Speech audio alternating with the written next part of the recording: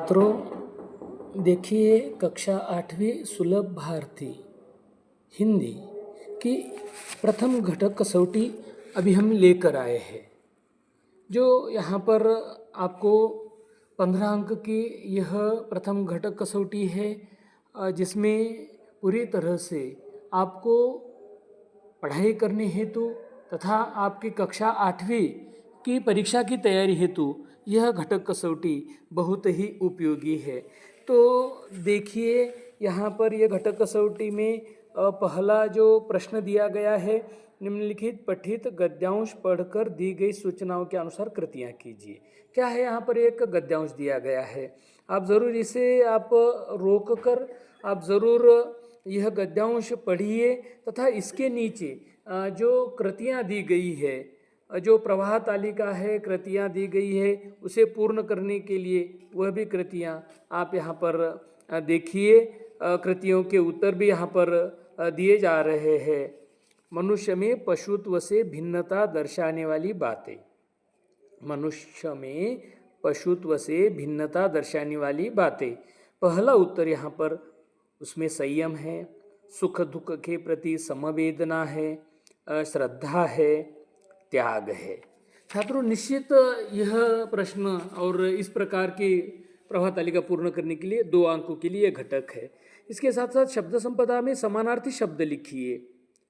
देखो यहाँ पर उत्तराधिकारी, उत्तराधिकारी का आपको समानार्थी शब्द लिखना है। उसका समानार्थी शब्द है वारिस। दूसरा शब्द है उम्मीद, उम्मीद का समानार्थी शब्द है आशा। तीसरा शब्द है घृणा, जो घृणा का समानार्थी शब्द है नफरत, तिरस्कार।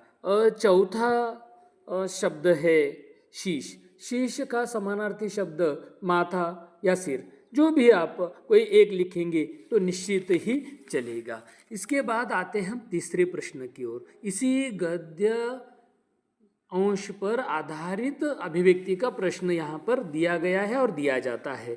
तो देखिए, बुरी आदत को बढ़ावा नहीं देना चाहिए, बुरी आदत को बढ़ावा नहीं देना चाहिए, इस विषय पर 20 से 25 शब्दों में अपने विचार लिखिए।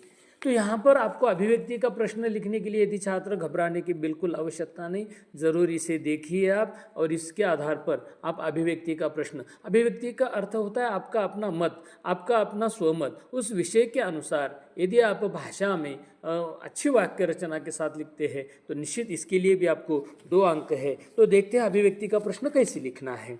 बुरी आदत हमारे जीवन को नुकसान पहुंचाती है।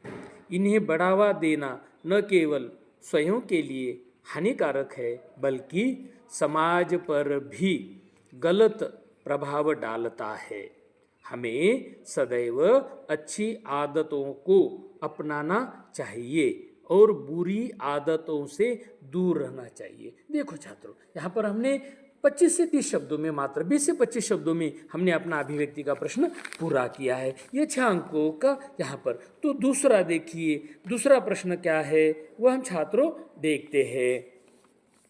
प्रश्न दूसरा आ या प्रश्न पहला आ, निम्नलिखित पठित पद्यांश पढ़कर दी गई सूचनाओं के अनुसार कृतियाँ कीजिए। देखो छात्रों, यहाँ पर इस वीडियो क्लिप को आप रोक कर ज़रूर यह गद्यांश, पद्यांश या आपके पाठ्यपुस्तक है मातृभूमि का ही है, वह भी आपके समक्ष रख कर भी यह कृति आप कर सकते हैं। देखो यहाँ पर एक या 2 शब्दों में उत्तर लिखिए। कृति यहाँ पर क्या दी गई है या प्रश्न क्या यहाँ पर प्रश्न पत्रिका में दिया गया है, 1 या 2 शब्दों में उत्तर लिखिए। पहला, ऐसे सपूत उपजे, ऐसे सपूत उपजे, उपजा यानी जन्मे। तो यहाँ पर उत्तर देखिए इसी पद्यांश में है, श्री राम कृष्ण जैसे। उत्तर आपको इतना ही लिखना है, श्री राम कृष्ण जैसे। और दूसरा इसमें प्रश्न है, पद रज को नित्य धोने वाला, पद रज को यानी भारत भूमि के नित्य पद धोने वाला जो समुद्र है, पूरी तरह से यहाँ पर उत्तर आपको यहाँ पर समुद्र लिखना है। तो निश्चित यहाँ पर इस घटक के लिए भी आपको यहाँ पर 1 अंक मिलेगा। इसमें शब्द संपदा की कृति है वचन परिवर्तन कीजिए। वचन परिवर्तन पहले हमने देखा, जब हम 5वीं कक्षा में थे, एक वचन दिया गया जाता था, हम बहुवचन लिखते थे। अब यहाँ पर वचन परिवर्तन में बहुवचन दिया है तो एक वचन करना है, एक वचन दिया है तो बहुवचन करना है। तो यहाँ पर देखिए सेवाएं शब्द दिया है, आपको भी पता है सेवा। दूसरा है माला, माला का मालाएं। तीसरा माता का बहुवचन माताएं। और चौथा शीश, कुछ शब्दों के वचन परिवर्तन नहीं होते, शीश का यहाँ पर शीश ही यहाँ पर ज़रूर यहाँ पर वचन परिवर्तन में देखिए। निश्चित यह घटक आसान है आपके लिए। तो तीसरा जो यहाँ पर 2 अंकों के लिए प्रश्न है इस घटक कसौटी में, पहली 4 पंक्तियों का 20 से 25 शब्दों में सरल अर्थ लिखिए। तो देखिए पहली 4 पंक्तियों का 20 से 25 शब्दों में अर्थ लिखना है। तो देखते हैं इसका अर्थ छात्रों। प्रस्तुत पंक्तियां हे मातृभूमि इस रचना की है। कवि यहाँ पर अपनी मातृभूमि को प्रणाम करते हुए कह रहे हैं कि कवि यहाँ पर अपनी मातृभूमि को प्रणाम करते हुए कह रहे हैं कि देश के चरणों में अपना सिर झुकाता हूँ, देश के चरणों में अपना सिर झुकाता हूँ, अपनी भक्ति को अर्पित करता हूँ, समर्पित करता हूँ।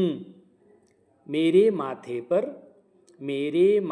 पर चंदन, सीने की माला, जिह्वा पे या जिह्वा पर गीत ही तुम्हारा हो, ही देश का हो, मातृभूमि का हो, तुम्हारा ही नाम और सदा तुम्हारा ही नाम गाता रहूं। इस प्रकार आपको सरल अर्थ यहाँ पर लिखना है। सरल अर्थ छात्रों बच्चों लिखना बिल्कुल कठिन नहीं है, बस आप तो इसी अनुसार आप थोड़ा सा ध्यानपूर्वक लिखें। इसके बाद जो व्याकरण के लिए कुछ प्रश्न घटक कसौटी में दिए गए हैं, तो देखिए प्रश्न क्रमांक 3, निम्नलिखित विराम चिन्हों के नाम लिखिए। निम्नलिखित विराम चिन्हों के क्या लिखने हैं छात्रों? नाम।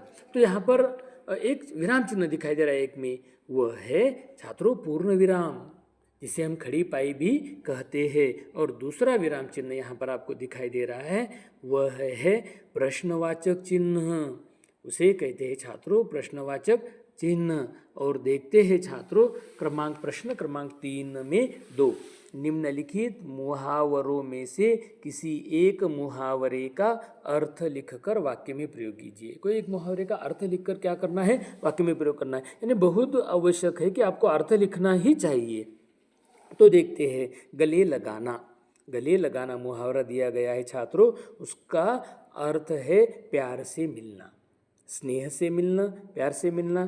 तो देखिए मुहावरे का वाक्य में प्रयोग हमने कैसे किया। राजा ने अपनी बेटी को गले लगा लिया। राजा ने अपनी बेटी को गले लगा लिया। गले लगा लिया, इस मुहावरे के शब्द को हमने अधोरेखित किया है। दूसरा मुहावरा देखिए, चक्कर में पड़ जाना, दुविधा में पड़ना। छात्रों यहाँ पर 2 में से कोई एक ही मुहावरा लिखना है, लेकिन हमने यहाँ पर दोनों भी लिए हैं। जो आपको आसान लगे वो ज़रूर समझ सकते हैं। चक्कर में पड़ना, दुविधा में पड़ना। तो देखिए उसका मुहावरे का उपयोग हमने कैसे किया। दूसरों के झगड़े में पड़कर, दूसरों के झगड़े में पड़कर वह खुद चक्कर में पड़ गया। दूसरे के झगड़े में पड़कर वह खुद चक्कर में पड़ गया। निश्चित छात्रों यह घटक कसौटी 15 अंक की हमने उत्तरों के साथ दी है। और इसका जो प्रश्न पत्र है वह प्रश्न पत्र मैं कमेंट बॉक्स में यहाँ पर दे रहा हूँ। ज़रूर इस प्रश्न पत्र को भी आप देखिए और स्वयं इसे छुड़ाने की कोशिश करें। अभी यदि आप मेरे चैनल पर अभी नए हैं तो निश्चित आने वाले समय में सभी परीक्षाओं या भाषा अध्ययन की क्लिप देखने के लिए आप ज़रूर मेरे चैनल को सब्सक्राइब कीजिए। निरंतर जुड़े रहिए। धन्यवाद।